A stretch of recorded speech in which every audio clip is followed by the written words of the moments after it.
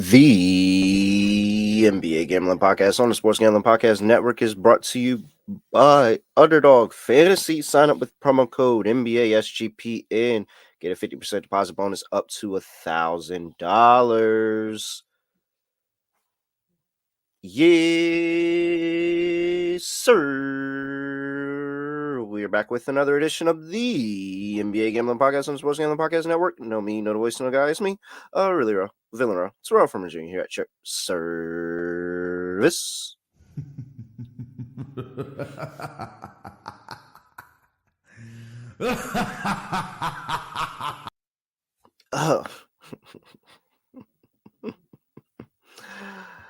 The league is so funny.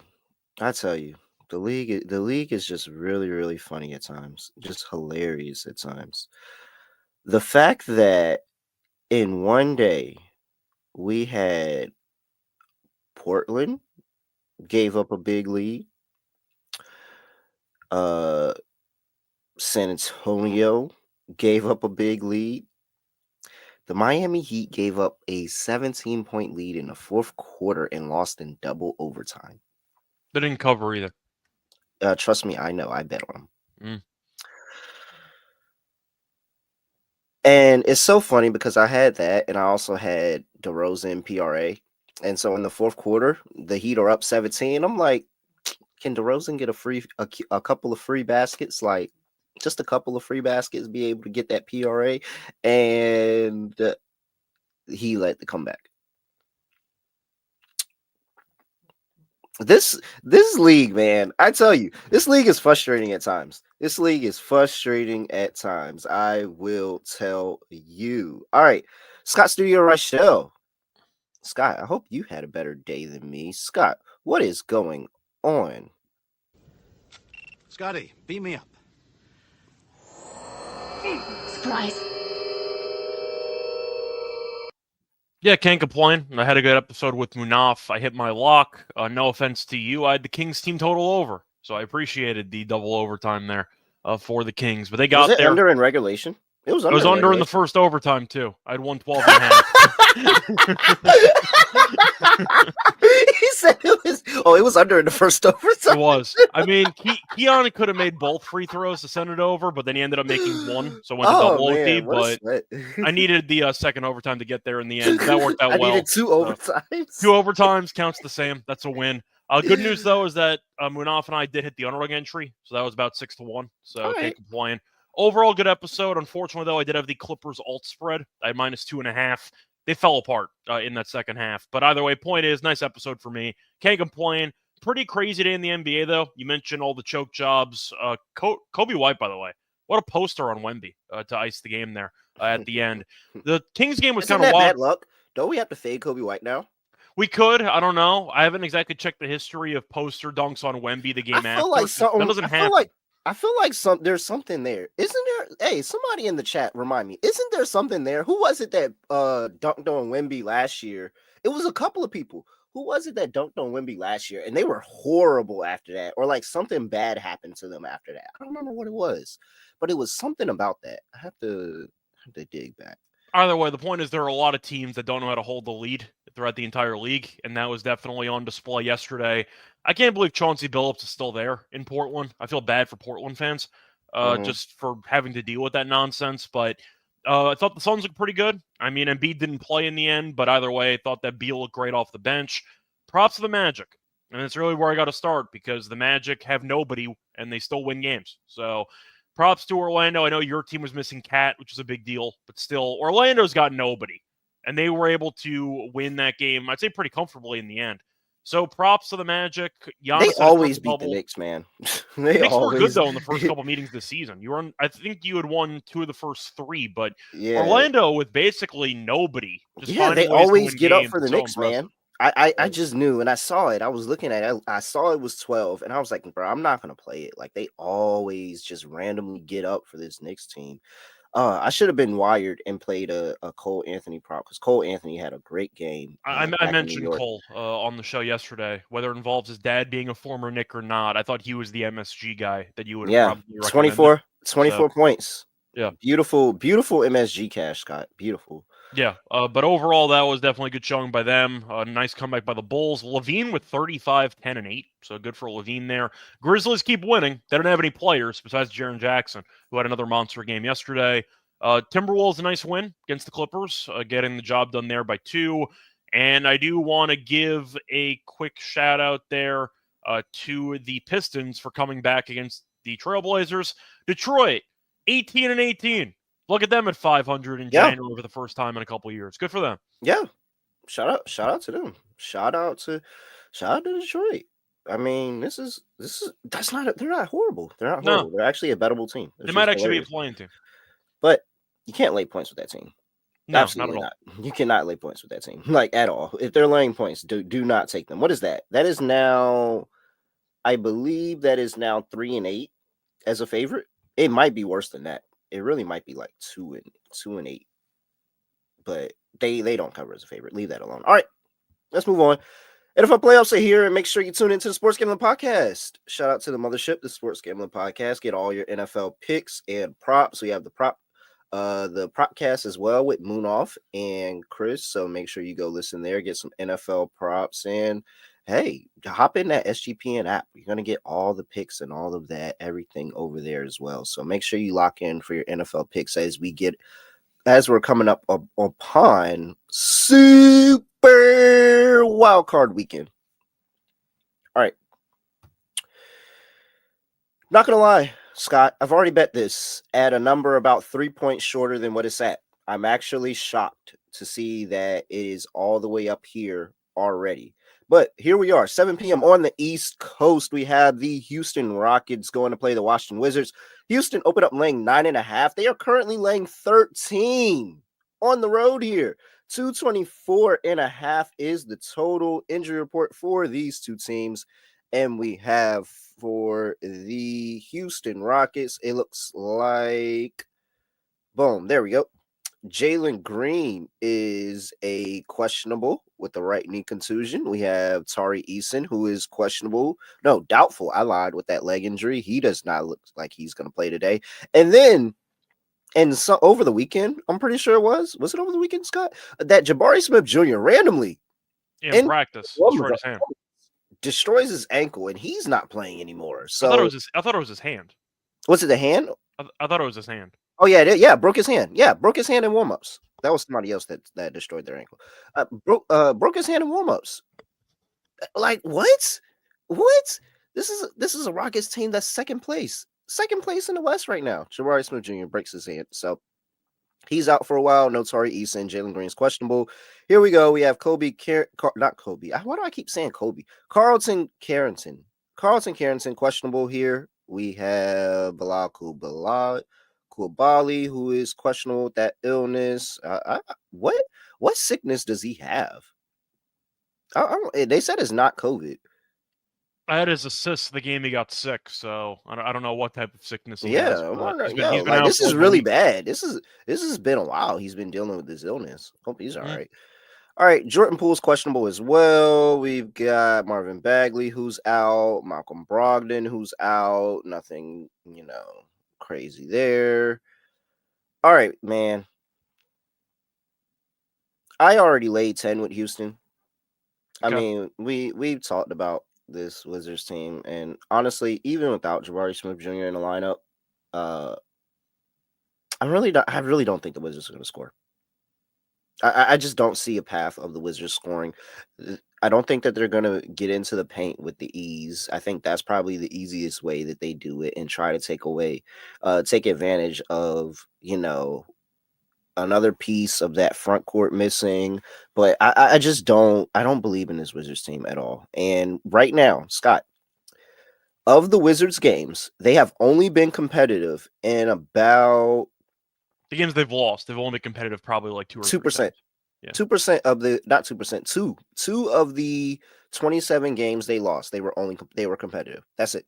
Only 2. Now, the number has jumped up to 13, so there's probably a little bit more variance there. It's a lot different than when it was at 10.5 than when you're at 13. I'm honestly not afraid. I think they beat this Wizards team by 20. I'm over here in the area, Scott. It is snowing, and it will not stop. I don't know why it won't stop. Please make it stop. I have no idea how people anywhere up further north than me live with this. I got like 6-7 inches of snow and I'm annoyed, like painfully annoyed, stuck in the house annoyed. And I know all of them are annoyed with this too. I'm laying it with Houston. I'm going like the purest chalk that I could possibly go on the show today. I'm doing that with Houston. I think I'm going to have to agree with the Rockets here. The Wizards, as we know, are a joke. They ended up losing back-to-back games to New Orleans. McCollum dropped a 50-piece in the first meeting there. They had a random win against Chicago, which I randomly predicted. But besides that, they have not been good at all season long. Point is, though, Koulibaly is a big piece for this team. Yes, Kuzma did come back. You could argue that he's one of the biggest empty stat guys in the league. I mean, just looking at his overall numbers, he doesn't contribute to winning, but he'll get his. The issue that I have is the fact that Houston defensively, particularly against guards, are really good. They're really good at preventing opposing guards from having big games. And Poole, I just think, is going to shoot his team out of it. I think Poole's going to struggle dealing with Amon, dealing with Van Vliet, and he's going to keep getting the green light. It would not shock me if Poole had an abysmal game today, but just kept chucking away anyway. They don't have good possessions. Like, that's the issue with the Wizards. They take a lot of really bad shots. And the Rockets do a better job of actually sharing the basketball, trying to get good looks. And I think Şengün is a good matchup here as well. I'm going with Houston with you. Faced off one time already this season, and Houston did win that game by 15 at home. I think it's a pretty similar script here. I'll go with Houston by 15-20. I think Washington can hang in there for maybe a quarter, but I think after that, they'll get exposed. Houston defensively is just too good, and the Wizards give up a ton of easy looks to everybody. I'll go with Houston minus the 11.5 too.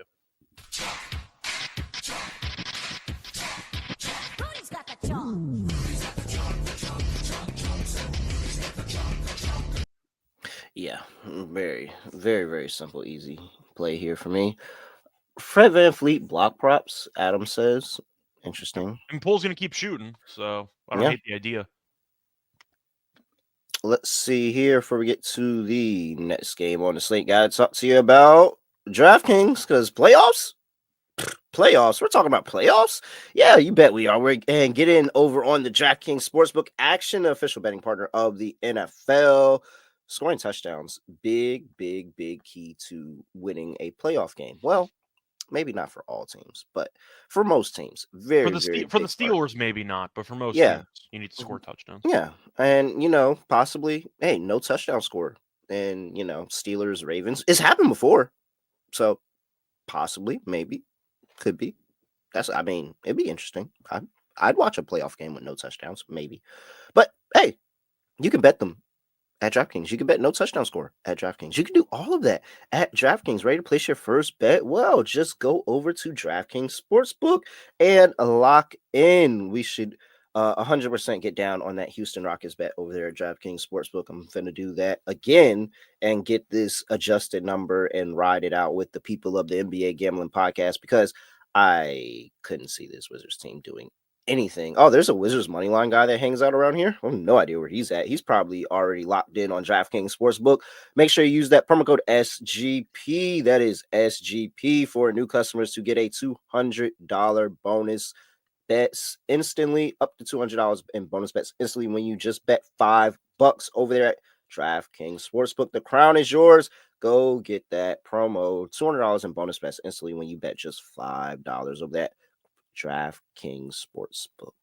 Gambling problem? Call 1-800-GAMBLER. In New York, call 877-8-HOPENY or text HOPENY 467-369. In Connecticut, help is available for problem gambling. Call 888-789-7777 or visit ccpg.org. Please play responsibly. On behalf of Boot Hill Casino and Resort in Kansas, 21 and over. Age and eligibility varies by jurisdiction. Void in Ontario. Bonus bets expire 168 hours after issuance. For additional terms and responsible gaming resources, see dkng.co/audio.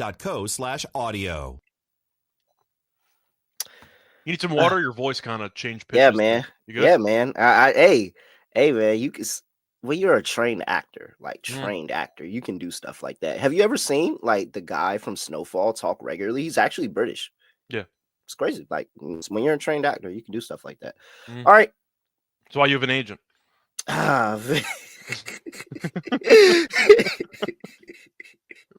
He's funny. Charlotte Hornets +4.5 over there in the Queen City. Shout out to the Charlotte Hornets. Queen City, Charlotte Hornets plus 4.5 going up against these Phoenix Suns who are coming off a back-to-back. I believe they played yesterday. They played the Philadelphia 76ers, won They by look 10. good. With the new lineup, they look better. I'll put it that way. Now, I know Philly's Philly, but still, they look pretty good. Yeah, I was about to say Philly's Philly. I reserve. I can't believe I fell into that Suns trap again. I'm going to give Beal props, though. He actually looked very engaged, and he played well off the bench. That could have been a serious sideshow distraction. I thought he handled it pretty well. I am very, very, very, very irritated that I fell into this Suns trap again this year. Very irritated I fell into it. So it's going to take a little while for me to believe in them again. However, they're laying 4.5 on the road here. We'll see if I can do it today. 223.5 is the total injury report here for Suns on back-to-back. Only thing that I know for certain is that Royce O'Neal is not playing. Yep. And Trey Mann out still for the Charlotte Hornets. Seth Curry is a probable for this game as well. So a relatively healthy Charlotte Hornets team that is playing today. Yeah, I'm taking a healthy Hornets team. I can't do it, Scott. I can't. I'm over this Suns, and I couldn't take them yesterday. And I sat there and I said 1.5 with the Philly team that said, what was it? Embiid. They said Embiid wasn't playing. They've been kind of up and down. Like, I don't know. Paul George's check clear. Does that count as him playing or no? Because he was pretty horrible last night. Maxey, I thought looked good. He went 5 for 18. Like, Oubre was really good yesterday. Yeah. Paul George was horrible. I think he was 5 of 18. I don't know if I'm putting too much stock into that win by the Suns. I'm really not. But, I mean, they do have to, at some point, go on a little mini run. And this is a pretty soft part of the schedule, getting that Philly team, getting the Hornets, and getting the Hawks the next game after that. Am I being too petty by just taking Charlotte plus 1.5? I can't trust this thing. I feel like the argument would be the Hornets are actually healthy, and it is a back-to-back for Phoenix with travel. So it's not the best spot for Phoenix in general, especially with Durant and with Booker, some guys who have missed time already this season. I think for this game, I'll just go with the over and call it a day. LaMelo's playing. He's not going to guard anybody, so just get that ready. Point is, though, Brandon Miller's playing too, so the Hornets can actually score again. Phoenix should get whatever they want. I just feel like the Hornets are a really bad defense. I think you're looking at a spot where Durant, Booker, they can all go crazy in this game. Beal, too. I like the over in this game. I feel like that's where I'm going to go. For the sake of the actual side, I feel like the Hornets, once again, are a lot more threatening with LaMelo and Miller, but they weren't winning many games anyway. So I would probably go Suns 1-10. Because every game they win is competitive for no reason. So maybe Phoenix wins, but it's not the easiest win in the world. I don't mind Phoenix 1-10 at plus money. I prefer the over, though. I'll just dare either team to really get a stop. I think LaMelo and Miller will be able to help score for Charlotte, which they desperately need. But defensively, they're not going to be good. So just give me the over in this game. I think the total's too low. Yeah, that's the best bet for me. I think an over in this game is because Phoenix isn't doing anything to stop anybody defensively. Like when they really, really lock into being bad, they're like actually you can't bet on them at all, especially in the second half. And that's my concern. I think I'd take maybe a Phoenix first half play, but the Pacers game, like it's been so many times Phoenix has had something going in that first half, and then it just completely died in the third quarter. And LaMelo, has been a guy who's stepped up real big in the third quarter. He's pulled Charlotte into some really good third quarter margins in past history. So I could see Charlotte hanging around here. Phoenix has won 7 straight against the Hornets. I guess I'll take Phoenix, but I really, really could see Charlotte winning this game. I'm not gonna hold you. I could see them having some type of second half comeback, LaMelo going crazy, and Phoenix looking at themselves crazy again. Like, how did we just lose to another bad team? Over 223.5 is my bet in this one. All right, next game up, we have the Los Angeles Lakers on the road going to play the Dallas Mavericks. Lakers open up laying 3.5. They're currently laying 6.5 on the road. 218.5 is total injury. That total plummeted, by the way. That was like 223.5 last night. Yeah. I see it opened at 225, which is crazy. Injury report. We've got AD, who is probable. We've got LeBron. It's an upgrade for him and LeBron. They're both actually not questionable for once. I'm proud of them. Yeah, they're both probable to play in the game. We have Cam Reddish, who is questionable with the back injury. We've got Gabe Vincent, who is questionable with I'm getting traded soon. He's really got an oblique, but I think it's I'm getting traded soon. And then, the three guys who are always out, Hushmino, Vanderbilt, and Wood. Still want to give Cam Reddish props, though. He's one of the only NBA players of all time to peak in high school. So props to Cam Reddish. Yeah, relax. Scott Foster is on the call. But... Scott Foster, lead official tonight, Scott, in this game. Scott Foster. Well, Chris Paul's not playing, so that doesn't matter. Kyrie, Daniel Gafford, and Luka are all out for this game. Gafford's going to miss some time with the ankle. That just happened yesterday. Oh, Dallas is in shambles, just in terms of health. I mean, they have no Kyrie. They have no Luka. You mentioned Gafford's injured now. They played yesterday. I don't know what this team even has. They've lost 5 straight games by 10-plus points. They've gotten their asses kicked for the last 2 weeks in a row. And they played in Memphis. Memphis is missing a bunch of guys, too. And they still lost by 15. So I'm going to go with the Lakers. Now, the Lakers aren't a great road team. They've been better lately. The loss to Houston, LeBron tried to call that timeout at the end, whatever. Houston's still a good team in the Western Conference. The problem is the Thunder have set the bar so high. Houston might be like a top 3 seed in the West. The Lakers are right there. Like, they were competitive in that game. I'm not going to roast the Lakers for losing that game in Houston. It's a pretty tough spot. The Lakers, though, have been playing better lately. LeBron and AD 8-2 in their last 10 games, ATS. Reeves has been really good as well since trading away D'Lo.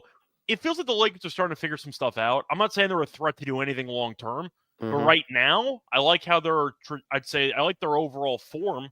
Dallas, though, has been an auto fade. They've lost 5 straight by 10-plus points. I can't back this team on a back-to-back. You could argue it's a good get-up spot for Dallas, and they're going to have some Ewing theory where they're missing some star players, other guys step up. It's a national TV game. That's great, but I can't back Dallas. They're just getting their asses kicked game in, game out. So I'll go with the Lakers. If I was doing if I was a degenerate because there's some people that really don't care about betting NBA and they just want to have fun. And if you were trying to have fun and you were looking for like a crazy 3-team money line dog parlay, I would probably put Dallas in something like that. Mm-hmm. Because I could 100% see this. I could 100% see Spencer Dinwiddie randomly getting up for the Lakers and having. And the Lakers will mess around for like a couple minutes and whatever. Like, this is 100% a game that the Lakers can lose that they shouldn't lose. And we've seen them like, what if Clay randomly goes off and has like some 6-7 threes in a game? Like, there's pieces that I could see this randomly happening, but that's like a very, very small. You need a lot to go right. So you know how in Avengers Infinity War, there was like a billion possibilities of where Thanos won. And Avengers Infinity War was the one possibility that he didn't win. That's kind of how I see this game. Yeah. That's kind of how I see this game going. Like, there's a whole bunch of possibilities of the Lakers just coming and destroying this team. But there is absolutely one possibility in the world where the Dallas just completely gets up for this Lakers team. This Lakers team already isn't, a world beater, and they just randomly win a game. Yeah, once again, I would consider Dallas a bit more heavily if LeBron or AD were questionable. But the fact is, it seems like both of them are playing for a national TV game. I think they get up for it. Lively, if he gets into foul trouble, they got no answers. They got Kleber basically as their backup center. I think he'll be in foul trouble trying to guard AD in this game. LeBron could be on triple-double hunt on national TV. That would not shock me at all. I think he finished with 1 assist short last game. I think he finished with 9 assists. Doesn't it just feel like a LeBron potential triple-double game on national TV? Because it kind of feels that way. At least that's the vibe I'm getting from this game. Yeah, I can understand that. And I'm pretty sure I'm trying to pull it up. Yeah, LeBron's had some pretty big games against the Mavericks. I figured that's what it was recently, remembering it in my head, but yeah, it's pretty much like that. 25, 8-8 last time out, 33, 8-9. Point is, he's on the cusp. He's in the ballpark of a triple-double. I don't mind it. I think at the very least, what's Bron's PRA today? Give me 2 seconds, people. Offense combos. There we go, stat combos. And we got PRA 39.5. Yeah, 40? Yeah. He's been over that the last game before that, I mean, you're Game penciling before in for that. probably at least 16 Game RA. before that. Game you need- before that. yeah. Game before that. Game before that. What's that? 20, 27, 32. Okay, so you have to go back to December 15th, 2021, when LeBron James did not go over this PRA number against the Dallas Mavericks. So what's that? 1, 2, 3, 4, 5, 6, 7, 8 straight games. He's gone over this. Yeah. If you also wanted to point out, he actually has gone over 40 and a half. So he's actually gone over this number quite regularly in 6 of the last 7 that he's played in general. So he's been in good form. All right. Nice play there, Scott. Let's add that to the Rolodex. Well, we can add it later to the underdog entry. So. Oh, yeah. Don't let us forget that. Yeah. All right. We're on Lakers laying 6.5. I don't know, dude, total, because I think Dallas can score. I don't know if Dallas can guard. That's kind of the problem I run into here. I don't mind Lakers team total over, to be honest. Yeah. I'm actually. Why is this so low? It's so low because I think Dallas can't score. If I had to guess, or they're on a back-to-back, they'll slow pace. But I mean, reading off the defensive performances lately, Dallas gave up 119 to Memphis, missing half the team. Give up 134 to Cleveland. They were good defensively against Houston. They only scored 99. Only scored 100 against Sacramento. So I guess the argument is Dallas offensively might drag the game down themselves. But they gave up 126 to Portland as well. Mm-hmm. They're just not playing good basketball. I'd rather go for a Lakers team total over because I think that the full game under might have value if you think there's even a chance Dallas does not reach 100. That's kind of the concern, is that Dallas might just no-show the entire game offensively. Yeah. Okay. DFS, Dorian Finney-Smith, even though he's very appreciative for the Dallas Mavericks organization, helping him out with all that stuff with his dad and all that, he probably still has a big game here. I do like Dorian Finney-Smith as well. All right. Let's see here. I see Hit, by the way, mentioning PJ because somebody's got to shoot the damn ball in this team. So 22. I don't mind that. Yeah, I don't mind either. Like I said, I think that I think there's at least 2 people that are bettable on this team, and I think it's probably PJ probably one, and it's some other combination of Spencer Dinwiddie and Klay Thompson for me, but I'm leaning more towards Spencer. I actually like Grimes off the bench. He's gonna play. Need defense. He had a bunch of rebounds and assists yesterday, so that could be an option. Got to do something else out there when you're playing defense. Yeah. All right. Underdog Pick'em has a huge menu. We just talked about that LeBron James higher, 40.5, 39.5. Shop your lines. Make sure you get the best number over there at Underdog Fantasy.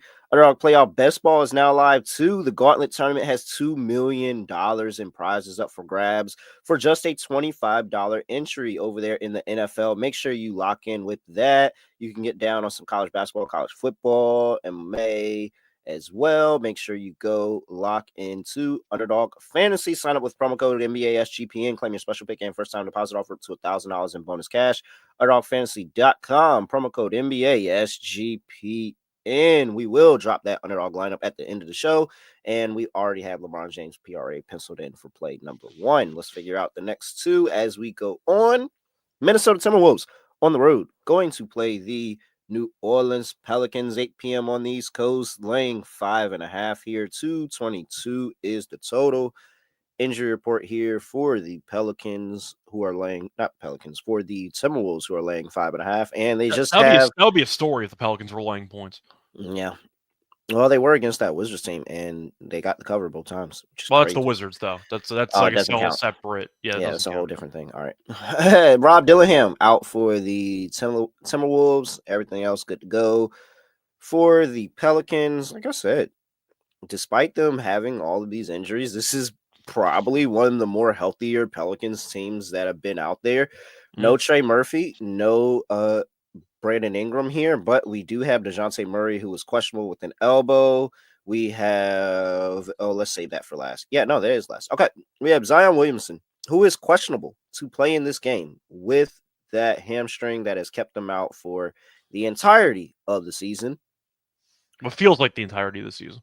I mean, the last 27 games. How many games? Oh, wow. So I guess that's not the end. I don't remember Zion playing at all this season. He started the year. We just don't remember it. I will go ahead and say it. I don't remember seeing Zion play basketball at all this season. At all. So It could be like mental conditioning where we're so used to seeing him not play, we just forget whenever he actually does play. and then he plays and he has like a good game. You're like, oh yeah, forgot this guy is like really good when he actually plays. Yeah, I'm taking the Timberwolves. I'm fading Zion in the first game back. I don't know if he's going to play. They said that there's a chance he plays. That doesn't mean anything. Yeah. There was a chance I had a 50-1 parlay. I don't know what that even means. Like I don't know if Zion's going to actually suit up for this game, but Minnesota won a game they needed to win against the Clippers. Really? Just to try to get things back on track. JT Mack. But sorry. JT Mack says Zion is on his Bulls wish list. To be fair, what do the Bulls have? Like what? The Bulls can take some swings. They never take swings anyway.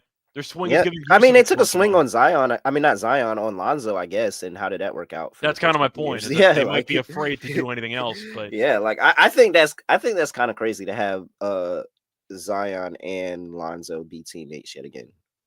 I feel like if you're looking at the overall matchup, I'm going to have to go with Minnesota. I don't feel good about it, but at least until I can understand who's actually playing for New Orleans. But I'm a big Trey Murphy guy. Murphy's been great for this team for the last couple months, and now he's out. McCollum's been good. Like, I'm aware of it, but I think Murray's done a good job facilitating with this team. Zion might play, might not, but there's too much uncertainty right now for New Orleans in terms of who's actually playing. So maybe I'll reconsider once the lineups get confirmed, which is a classic NBA issue where you don't know who's actually playing for half these teams. But when you're potentially going to be without Murray, you might be without Zion again. You have no Ingram, and Murphy's now out too. I can't really back you. I don't think I can. I'm going to wait it out, basically, if I want to consider taking the Pelicans. But as of right now, based on assuming the worst of the injury report for New Orleans, assuming all those guys are out, I'll take Minnesota. I can 100% see the Pelicans winning this game, too. It's just the only reason. I could, too. Trey Murphy is Trey Murphy, I feel like, is a lot. It would probably take another superhuman effort by CJ. And CJ has been really good, to your point. Last 5 games, 32, 33, 22, 50, 25. So he's been really good. I do like the Missy double-double angle, especially because Rudy Gobert is just like... It's Rookie of the Year favorite, Missy, I believe.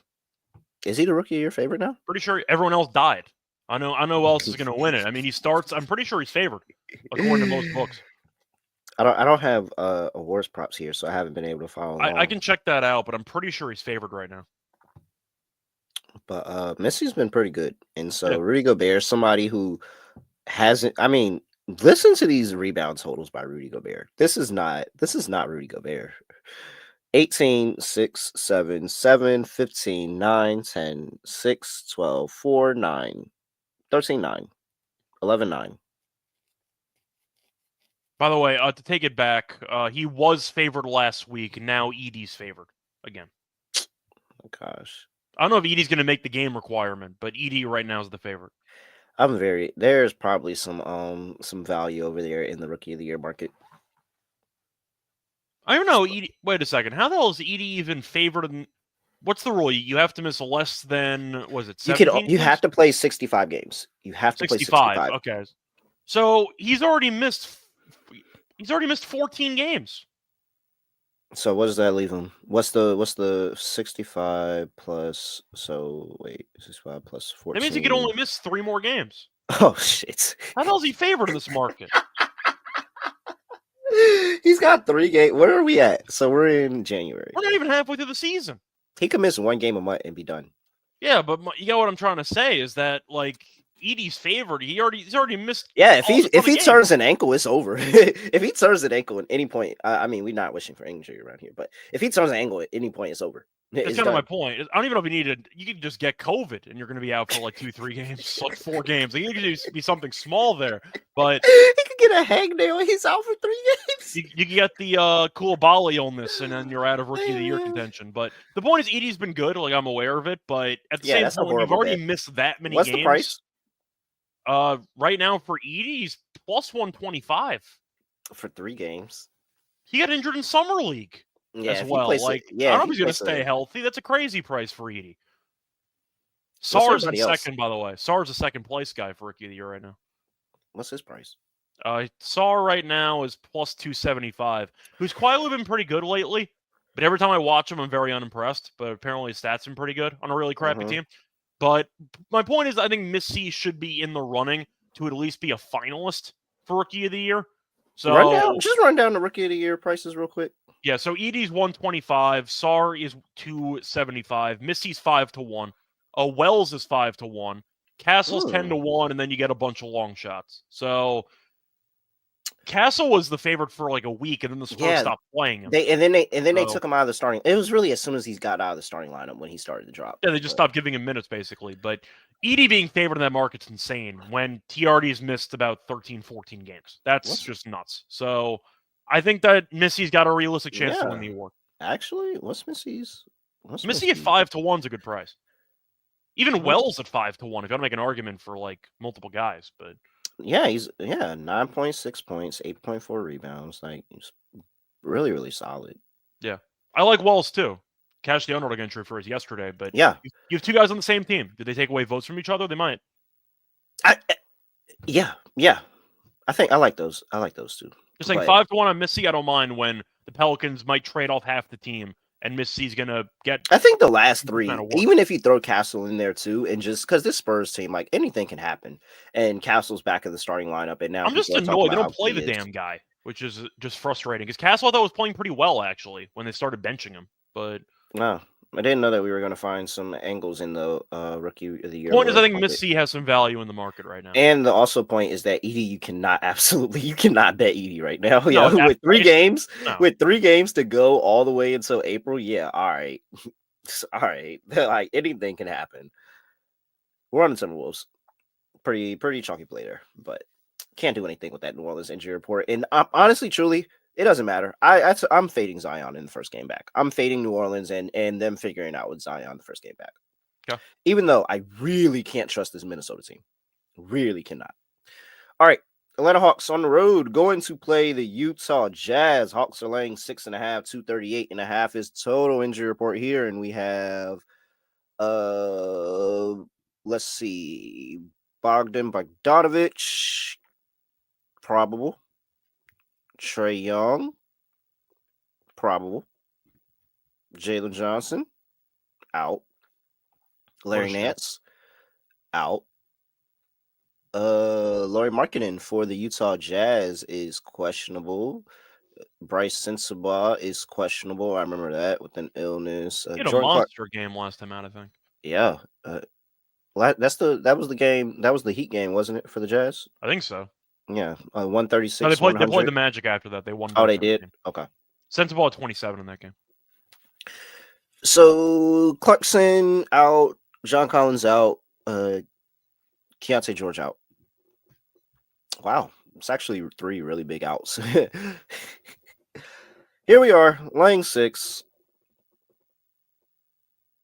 I'm actually going to get weird with it. I would love to hear how you're going to play this. I actually might go with Utah money line in this game, to be honest. Let's go. I really might. I don't like how the Hawks have played, and it's mainly because I think Jalen Johnson's really good. It's really just going to come down to that. The Hawks have gotten their asses kicked in the last 3 games. They're 500, which sounds right because they either play well or terribly. There's no in between. They lost to Denver by 19, lost to the Lakers by 17, lost to the Clippers by 26. Jalen Johnson's a monster piece for this team. And with him being out, I just don't see enough offense. Trey's got to do everything for this team, whether it involves shooting or assisting. The problem is he can't shoot. I've said this for the entire season. His percentages are horrible in terms of efficiency. What else do they have? DeAndre Hunter had a good run there, and he's had a pretty good year. But I don't know if you want to be running offense through him, per se. They don't have any guys. I think Utah's got talent. The problem is they don't guard anybody. But I do think you're looking at the Hawks really missing a key piece in Jalen Johnson. I'll put it this way. I don't want to lay 6.5 on the road, basically 3 possessions, with the team missing its second best player when they don't guard anybody either. Yeah. So that's why the total's so high, because they're expecting no defense to be played. Utah, though, beat Orlando, beat Miami. They've won 2 in a row. There might be a season high for them. I'll go with Utah to get the job done here. 6.5 feels like a lot with no Jalen Johnson. I'll take Utah money line. I agree with you.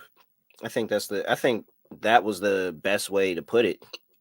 Are you comfortable laying points with a team on the road that doesn't play defense and they're missing their second best player? Now, that opens the door for more DeAndre Hunter minutes. Yeah. So, is there a possibility that the defense looks a little bit different? Maybe. But that's one piece out of an entire team that just doesn't do anything defensively. I don't think Jalen's that bad of a defensive player. He's not great, but he can give you some rim protection. Yeah, like he does really good on the glass as well. And so, yeah, over 238.5. That's a very easy play. And yeah, you got to take Utah here. Plus the points. Sorry, it's 238.5. Whoops. I still had the total from this morning. No, yes, it's up to 38.5. It tells you how crazy it is, though, because Jalen Johnson's not playing. The total's projected to just get into like the 240s, basically. So, yep. Give me chaos. Largest comeback 1-10 again. Throw that in there.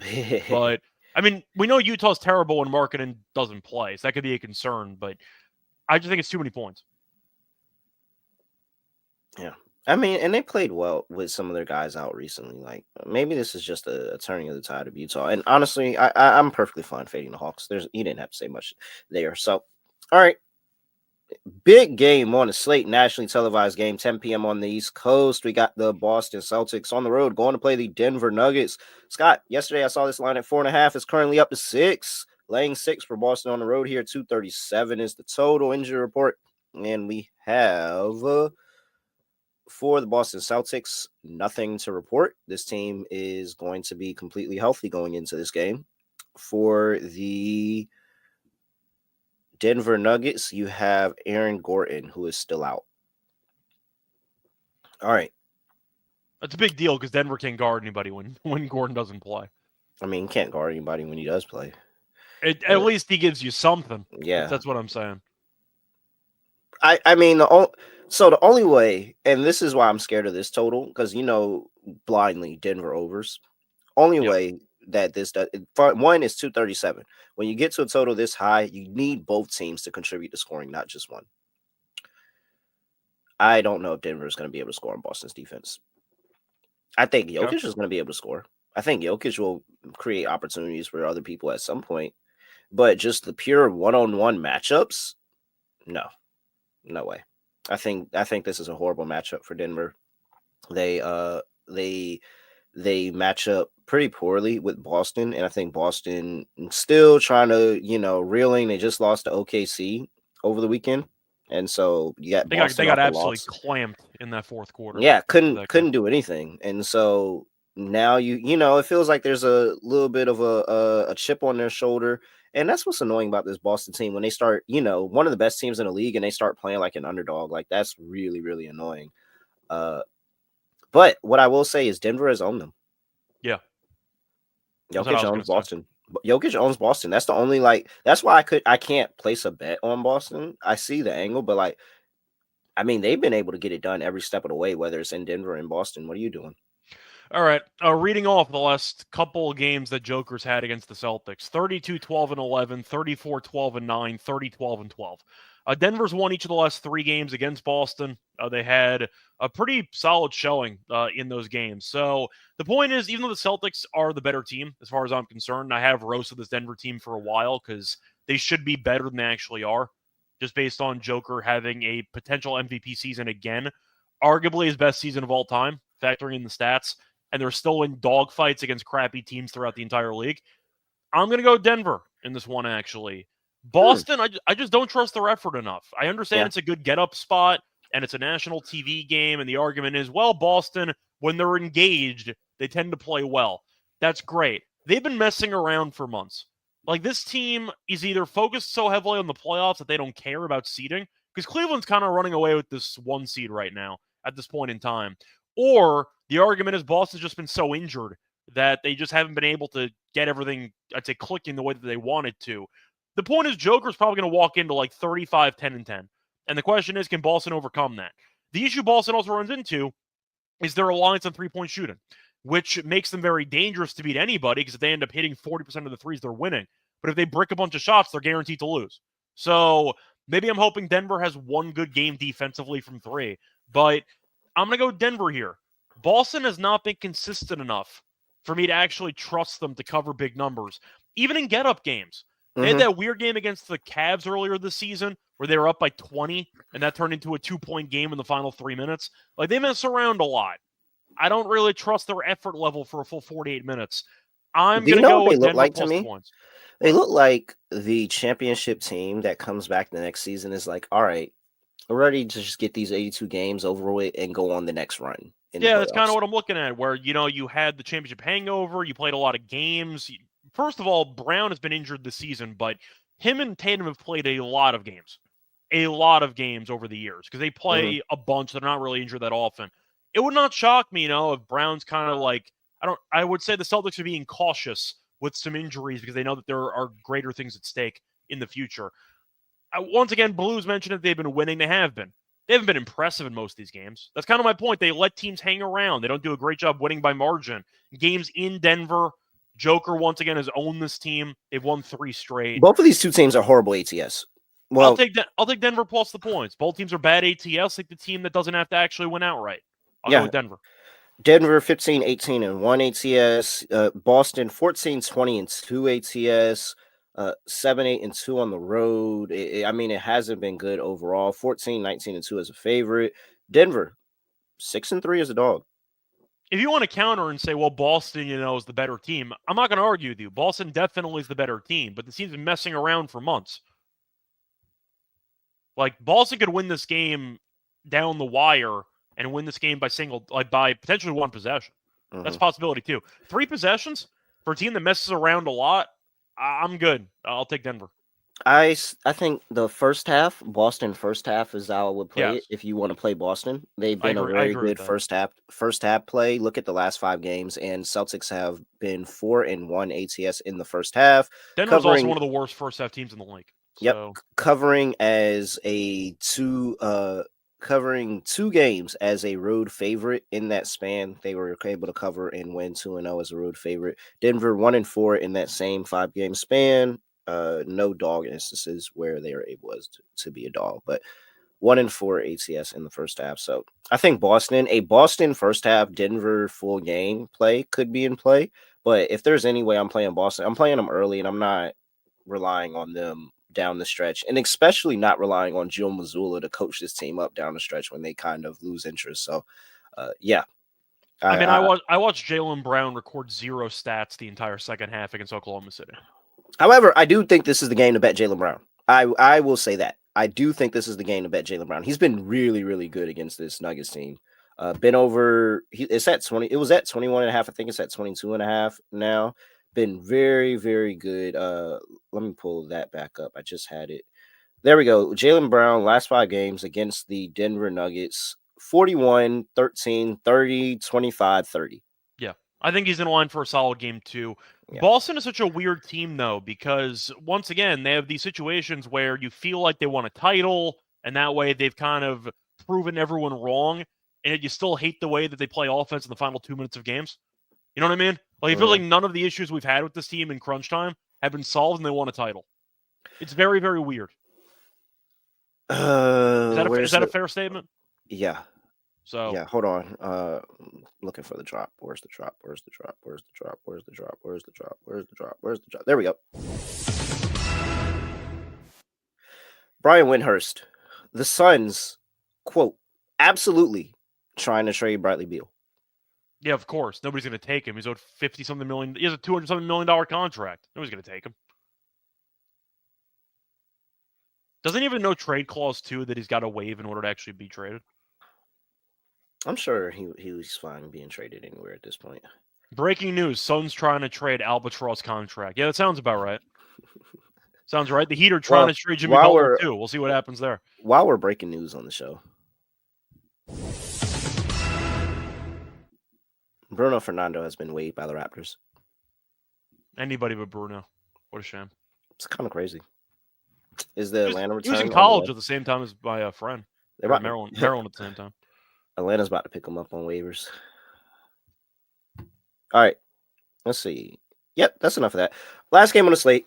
It's a doozy.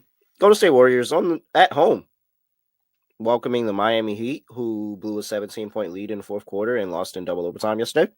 Shout out to the team total in second overtime. Currently catching 9.5 on the road at Golden State. 217 is total. Oh my gosh, this is really going to pull and tug the heartstrings. Well, we have no Jimmy Butler, of course. Josh Richardson is a potential to play. He didn't play yesterday, but he might be able to play today, and splitting him in the back-to-backs. Kuminga's out. Pajinski's out. Gary Payton's out. 3 pretty good depth pieces. I'm not going to lie to you. Kuminga being out is actually really big for me. By the way, one quick thing. I see a comment here saying that minimum game requirements don't apply for Rookie of the Year. I just Googled it, and I see that it does apply. So maybe they changed something. Maybe Google's lying to me, but yeah. According to what I'm looking at, it says they have to play at least 65 regular season games, but there is an exception. If a player gets a season-ending injury after playing in 62 games, then he counts. So there is a little bit of leeway there, but according to what I'm looking at, it says that. So they basically said if you were almost there, you can still get it. Pretty much, but according to what I'm looking at, unless Google's lying to me, I see it does apply to Rookie of the Year. So. Yeah, because that would be such a bad beat if your player is cruising the Rookie of the Year. You get to game 62, and then they get a leg. I mean, that's just unfortunate. So, hey, shout out to them for the bad beat insurance. Shout out to the league for the bad beat insurance there. That's pretty good. Yeah, Jared McCain for sure would have been Rookie of the Year. Yeah, he was running away with it. And then he got injured. He was like, it was clear cut Jared McCain, like 100%. So yeah. Jesus Once again, Christ, maybe you're right, but I just Googled it and it said the injuries requirement, the game requirement does apply to Rookie of the Year. So I don't know. I'm gonna take Miami plus 9.5, but I'm not betting it. I hate both these teams. I think both these teams stink, and I'll say that publicly. I don't think these teams are any good. Miami's in a really bad spot fatigue-wise because they had a double overtime game last time out, of course, yesterday. The Warriors got killed by 30. I hope Draymond had fun taunting officials with the boom celebration because they lost by 30 points. What am I supposed to like about these teams? Like, I just think that they're looking at a spot where these teams can't be trusted to do anything. I think that the loss by 30 doesn't mean as much because teams get blown out every day. And so is it annoying? Yes. They probably should have never been in that situation to lose that. But teams, sometimes that happens.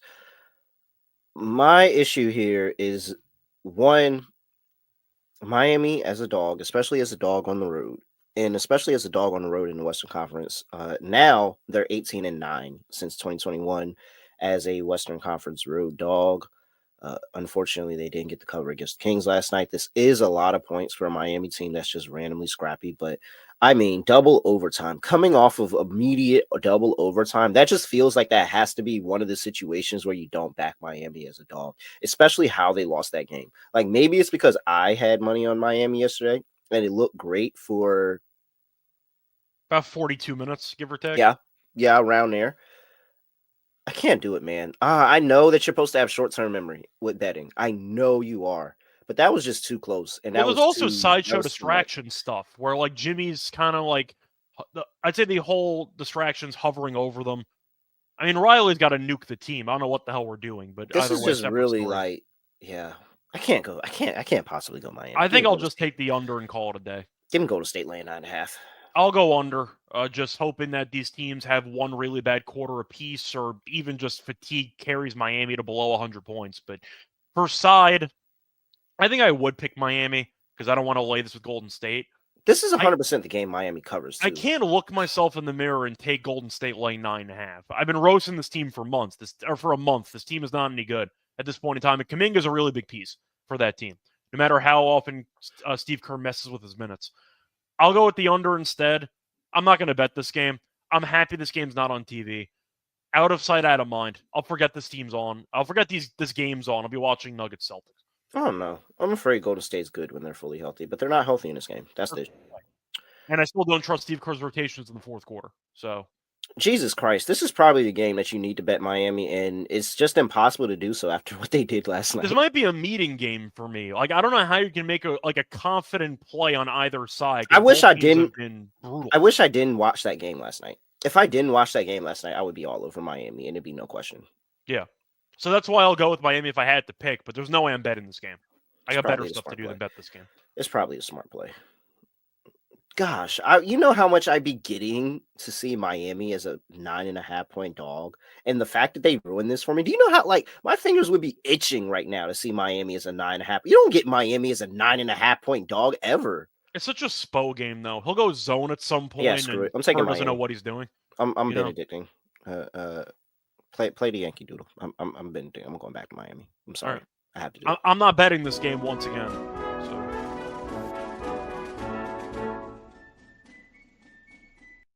This is it, Miami. I mean, even off of double overtime, getting Miami with 9.5 points, it doesn't happen often, like ever. Yeah, pretty much. Don't You pick Spo to find a way, but I'm not gonna bet this game. Yeah, don't bet that game. All right. No, do not bet Miami first half either. No, just leave. Don't bet the game. Don't bet the game. Not a game to bet. All right, Scott. That's it. Up the slate. Lock, dog, underdog lineup. Over to you. All right. So for my lock, what do I want to go with here? There's a lot of games that I thought were pretty interesting, but I don't know if it's interesting enough to actually pull the trigger on. Mm-hmm. I feel like you're going to give out Houston, Hmm. if I had to guess, for your lock. But do I want the over in the Jazz game? I don't know if I do or not. We already mentioned LeBron PRA, and we might save that just for the underdog entry instead.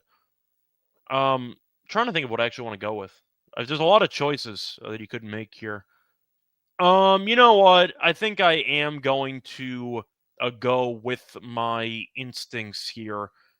I'm going to go with the. You know what? Let's get weird with it. Give me the Jazz plus 6.5 for my lock here. Let's get weird. I think Atlanta is a team that right now is overvalued. They made a deep run in the NBA Cup. Congratulations. They've pretty much been bad ever since. Jalen's out. They've been a mess. There's really no way around it. Utah's been good. They've won 2 straight. They're at home. They've been really bad at home. I get it. But the total's very high. Total's in the 230s, basically 240s at this point. They're picking no defense to be played at all in this game. I actually am wondering if I want to go for Utah plus the points or the team total over for Utah.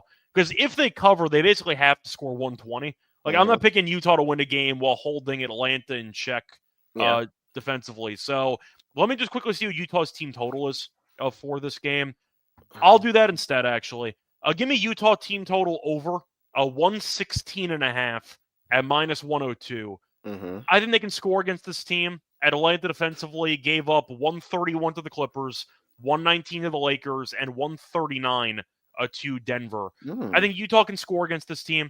Give me Utah team total over 116.5 at minus 102. I like that price quite a bit as my lock there. That's on Kings. For my dog, do I want to go for the LeBron primetime game? I might actually go for it for LeBron triple-double. Let me just see what the price is for this matchup here. I just want to see what price I can actually find. A LeBron triple-double you can get at $650, which I'm not exactly thrilled with. I was kind of hoping it'd be higher, but I get it. You know what? I'll go with something different. Give me LeBron over 9.5 assists at plus 160 in this game. All right. Lock.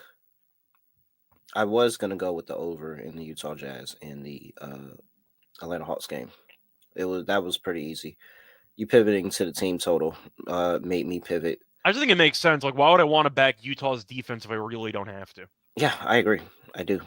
All right. So here we go. Lock over 224.5 Suns Hornets. Dog Missy double plus 150. Okay. I've been kind of sold on the Missy Rookie of the Year talking. Rudy Gobert's been shit. So he can stumble across 10 rebounds pretty easy. All right. For underdog, we have LeBron PRA. Is that a 39.5? I will tell you in just a second as I fire up the trusty old Underdog Fantasy. We got, all right, LeBron PRA higher 39.5. Jokic, we talked about that. Pretty heavy, dominating them. PRA higher 50.5. Sure. I'm not going to argue about Joker. I mean, that's just a waste. And one more. We can go. Who do we add as the last piece to the puzzle? We can go some type of points in the Charlotte Hornets, and we can go to the Atlanta Hawks game. Okay. We can do that as well. You want to go? You want to go DeAndre Hunter? He's been great, actually. Yeah. DeAndre Hunter has been good. Why not? Need something else. So we can go 18.5 points. 3-pointers are at 2.5. A little bit to the spicy 1.08x for the 3-pointers. I say we just take the 20 points.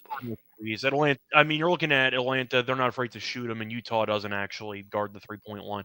I don't mind Hunter threes. Threes? Okay. He had 5 last game against Utah last year. Oh, all right. Let's do it. LeBron James, higher. 29.5 points, rebounds, and assists. We got Nikola Jokic, higher. 50.5 points, rebounds, and assists. And DeAndre Hunter, higher. 2.5 3-pointers made. That's a little spicy. Add that in the Underdog Fantasy, and you're going to get 6.48x. That is $100 to get you $648 over there at Underdog Fantasy. Make sure you use that promo code NBA SGPN. NBA SGPN. Make sure you do that. Scott, anything else for people before we get up out of here? Not really. I'm not sure. Actually, no, I believe you're back with Munaf tomorrow, I think, right? That's I thought it was both of us. Is it not both of us tomorrow? Are we running back? Yeah, we're running back. Okay, cool. That works. Yeah, so we'll be back again tomorrow. So either way. Point is, though, Munaf and I did hit the underdog entry yesterday, so hopefully we go back-to-back here. But either way, find me on Twitter, Reichel Radio, Tennis Gambling Podcast, NBA Gambling Podcast, MLB Gambling Podcast. You know the drill. Yep. All right. Russia Radio, Matt really well __. Make sure you give us a follow at SGPN NBA on X, and make sure you give us a 5-star rating and review wherever you get your podcast. Like the video on the way out. Other than that, I have nothing else to say, nothing else to do. No other way of ending the podcast. Just gonna end it like this. We are out of here.